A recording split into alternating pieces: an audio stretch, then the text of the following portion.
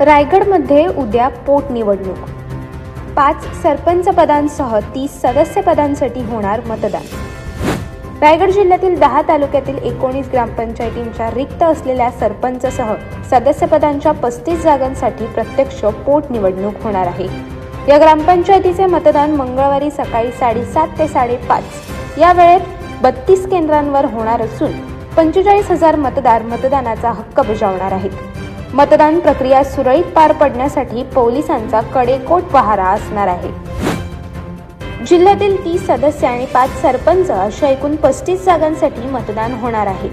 अलिबाग तालुक्यातील वैजाळी, नागाव व खंडाळे या ग्रामपंचायतीच्या सदस्यपदाच्या 3, मुरुड तालुक्यातील एकदर ग्रामपंचायतीच्या 5, काशीदमधील 1, मांडलामधील 2 अशा एकूण 8, कर्जतमधील पालीतर्फे कोतल खलाटीमध्ये 2, खालापूरमधील होराळेमधील 2, माणगावमधील वनीमलई कोणमध्ये 1, रोहामधील पुईमध्ये 1, महाडमधील ताम्हाणेमधील 1, वराठीमधील 1, पोलादपूरमधील तुर्भे बुद्रुकमध्ये 2, श्रीवर्धनमधील दिव्यागरमध्ये 9 अशा एकूण सदस्य पदांच्या 30 जागांसाठी मतदार असणार आहे.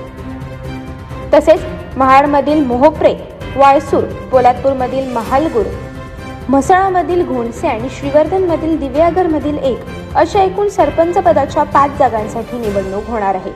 या निवडणुकीची अंतिम तयारी पूर्ण झाली असून मतपेट्यांसह इतर साहित्य तसेच कर्मचारी मतदान केंद्रात दुपारपासून रवाना झाले आहेत. मतदान प्रक्रिया सुरळीत पार पडण्यासाठी एकूण 200हून अधिक अधिकारी व कर्मचारी यांची नियुक्ती केली आहे.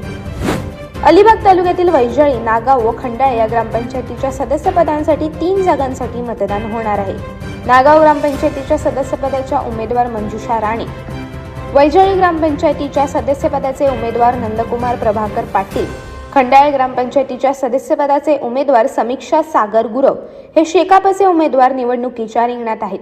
तालुक्यातील हशिवरे, वैजाळी येथील रायगड जिल्हा परिषद प्राथमिक शाळा, नागावमधील रायगड जिल्हा परिषद प्राथमिक शाळा आणि तळवली येथील रायगड जिल्हा परिषद शाळेतील 3 मतदान केंद्रात मतदान प्रक्रिया पार पडणार आहे. अशाच अनेक घटना आणि बातम्या जाणून घेण्यासाठी सबस्क्राईब करा आमचे YouTube चॅनल केव्ही न्यूज आणि इन्स्टा पेज कृषीवल न्यूजला फॉलो करा.